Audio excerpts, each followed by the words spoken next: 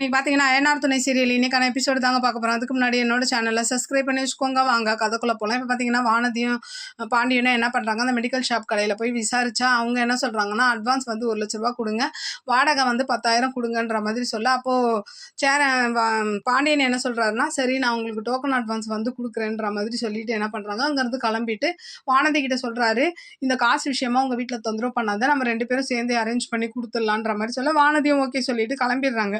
அடுத்த சீன் என்ன ஆகுதுன்னா, சேரன் வராரு. அப்போ ரோட்ல வந்துட்டு இருக்கும் போது கார்த்திகாவை பாக்குறாரு.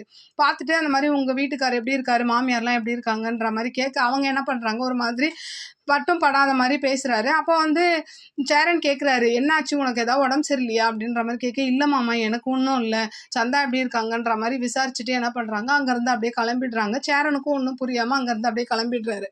அடுத்த சீன் என்ன ஆகுதுன்னா, வானதி போய் என்ன பண்ணுறாங்க, இந்த மெடிக்கல் ஷாப்புக்கு 1,00,000 கொடுக்கணுன்ற மாதிரி வீட்டில் கேட்க, அவங்க என்ன பண்ணுறாங்க, எங்களால் முடியாது, வேணும்னா உன் நகை இருக்குது வச்சு கொடுக்குறோம், ஆனால் நகையை நீ தான் மீட்டுக்கணுன்ற மாதிரி சொல்ல, இது வானதி ஒத்துக்க மாட்டேங்கிறாங்க. அப்படியே ரூமில் போய் உட்காந்துட்டு எனக்கு பணமாக கொடுங்கன்ற மாதிரி அடம் பிடிக்கிறாங்க.